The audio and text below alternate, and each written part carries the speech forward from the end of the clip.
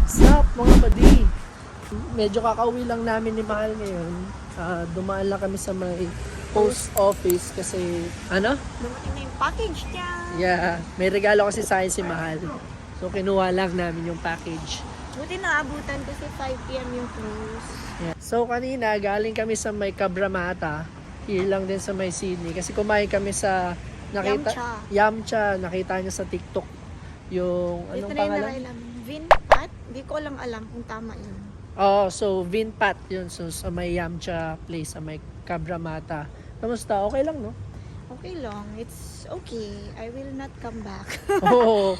Kasi puro shrimp yung food na siniserve nila. And Mas then, masarap yung na-try namin na Yamcha sa Parramatta. sa may Parramatta Hills. Oo. Next time try namin yung sa city. Ulit. Then yun i-vlog namin. So yun, meron kami sinusubaybayan ni Mahal for the past 3 weeks na TV show from Korea is yung Physical 100. Sa mga hindi Season 2 na siya. Season 2. So sa mga hindi nakakalam ko ano yung Physical 100, ano siya, parang Korean TV show about Fitness. Parang strength, endurance, technique in life. So may mga 100 people na magko-compete. Hindi naman lahat Korean, no? Kasi merong dalawang American. Feeling ko, basta matagal ka na sa Korea. Basta marunong ka mag-Korean. So, dalawang American, tapos halos lahat Korean na nga. Oo. Different fields. From different fields. Merong sumali wrestler, merong sumali Olympian na judo, merong sumali na powerlifter, may UFC fighter, boxer, swimmer, firefighter. So, get nyo na yung idea kung ano yung... And crossfitter. Nagpa-picture siya sa akin. Nagandaan daw siya sa wall. Aesthetic. So, pauwi na tayo. Bye! So, kagabi, yun yung finale nila na episode 9 na kung saan malalaman yung number 1 out of 100. So, yung nanalo is crossfitter, si Amity. Unang-una pa lang mga padi, yun na yung pambato ko talaga. Unang paglabas pa lang niya actually. Kasi grabe yung katawan niya. Tsaka kakaiba yung pag-promote nila, no? Oo, grabe. Parang may something kay Amity. Exposure sa kanya lahat, camera angle sa kanya lahat. So, ewan ko, baka psychologically lang. So, bet mo na talaga siya ever since. Bet ko na talaga siya ever since kasi mukha siya mabait. So, going back, habang pinapanood namin yung mga episodes nila for the past 3 weeks, napaisip ako na kasi sanay lang tayo na ang alam lang natin is bodybuilding, strength training, tapos cardio, parang general lang yung alam natin in regards sa fitness. So mga padi, napaisip ako kung ano ba talaga yung pinaka the best na practice in regards sa fitness. Yun yung gusto ko sana pag-usapan today sa vlog na to.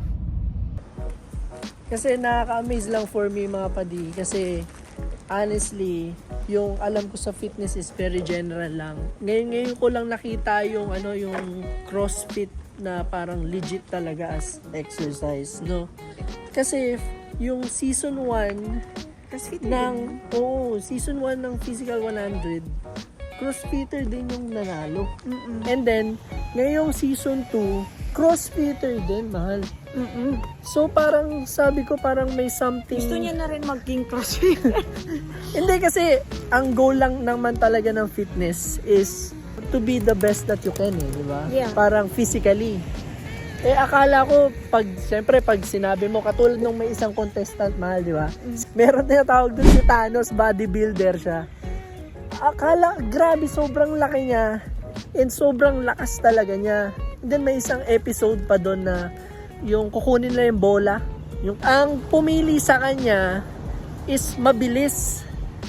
So akala namin na matatalo na siya doon. Pero sa laki niyang yun, nung nag-start yung game, sobrang bilis din pala niya kahit sobrang laki niya, di ba? Pero wala rin kasi sa laki. Oh my God! Tama ba? Oo, wala rin talaga sa laki. Pero doon ka mapapaisip, kasi siya bodybuilder. Pero yung skill set niya is kala mo mabagal siya, kala mo puro lakas lang. Kasi sa laki niya, parang ang bigat niya. Oo, Thanos so, talaga. Pa rin pala siya. Oo, mabilis pa rin talaga. So, siya yung isa sa parang representative ng bodybuilding doon. Then may isa pa wrestler. Olympian wrestler na maliit. Super liit niya, guys. Super liit. Oh my gosh, hindi mo akalain na mabilis din siya. Small but terrible talaga siya. Pero dun sa isang game, yung elimination game, kalaban niya si Thanos. Natalo ba si Thanos doon? Hindi. Natalo si Thanos din. Oo. Pero ilan sila? 50 people? 40 people? Basta yun yung mga na-eliminate na part. Tapos, Oo. binigyan ng chance to win. Tapos sa lahat, Balik pa rin sa game. ng nanalo, mga padi, yung siya pang maliit na wrestler yung nanalo. So isipin mo parang magkakaroon ka ng realization na walang isang practice yung pinaka the best in regards sa fitness. Kasi meron ding isa doon actor. Pero malakas din siya in fairness. Oo, kasi isa siya sa team leader, di ba? Tapos yung isa ding gusto namin, yung nagbabalik from season 1, isang firefighter, si ano yun? Hombong Suk, 'di ba? Siya yung nakalaban ni Amote nung final na. Pero same lang sila ng strength dalawa. Oh, and then may nakita kasi kami na comment na parang si Amote kasi kasama siya sa parang 40-50 people doon sa sinasabi naming naglaban kasi mga na-eliminate na sila tapos maglalaban sila para makabalik. Tapos yung maliit na wrestler yung nanalo talaga. Si Amote nakabalik lang sa physical 100 kasi yung maliit na wrestler na yun, pinapili siya ng team niya. Di ba? So pinili niya si Amote makabalik, si Thanos, yung rower. Yung isa pa. Sino yun? Hindi siya. Hindi. May isa pa eh. Ay, tama ba? Basta yon. So, nakabalik lang si Amote dahil sa kanya. So, sinasabi nila na lucky lang si Amote kasi kaya siya nanalo. Sabi ko naman na parang sa lahat ng mga game show na ganyan, kahit hindi yung Physical 100, kahit yung mga PBB, pinag-uusapan kasi namin to kagabi, na hindi pwedeng walang luck na involved sa mga ganong TV show. Hindi pwedeng, kunyari, Physical 100 is puro ang panlalaban mo lang yung pang physical mo. Hindi. Oo. Technique din yan. Nasa technique. Oo, yun. Yung sa sinasabi namin technique. Kasi sa last game, sobrang balance nung strength nila ni Amote tsaka ni Hombong Suk. Sobrang balance sila, yung first game nila halos parang 20 minutes. Pantay lang. 20 minutes na sila nagtutulakan kasi yun yung game parang tutulak nila yung each other. Hanggang sa makaabot din sa pole para sa mahulog. pole, para mahulog. And then, eto si Amote, parang sa second round, may nahanap siyang technique kasi sobrang balance na ng strength nila. Oo. Nahanap niya yung parang isang technique kung paano niya tatalunin si Hombong Suk. At first, kailangan niya lang talaga pag-aralan yung technique kung paano yung game. Oo. So kaya parang at first mahina siya. Diba? Oo, akala namin matatalo na siya kasi pambato ko nga talaga siya. And then, yung kasi parang dalawang pole yun. And then tinataas niya, Oo. Kaya siya nanalo. Kasi parang hindi niya lang ginamitan ng Binaba niya, strength. tapos tinaas niya, tapos nahulog na si Hombong Suk sa last. Oo. So mga pati na-share ko lang yun, kasi parang isang mabilis lang to na vlog.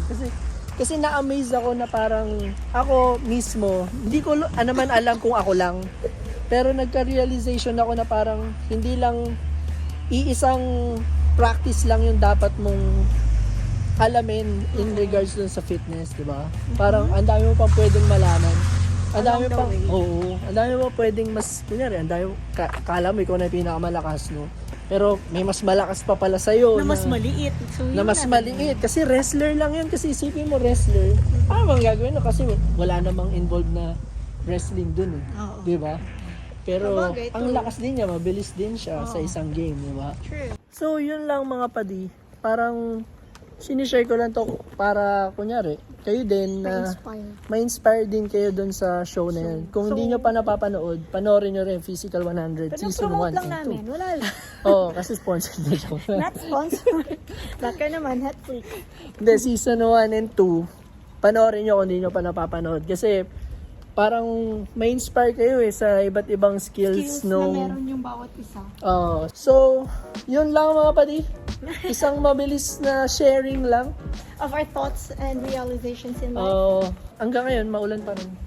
Kanina ulan, ngayon ulan pa rin. Alright, see you sa next vlog namin mga padi. Bye-bye. Bye! Mali! Ay. Ganto!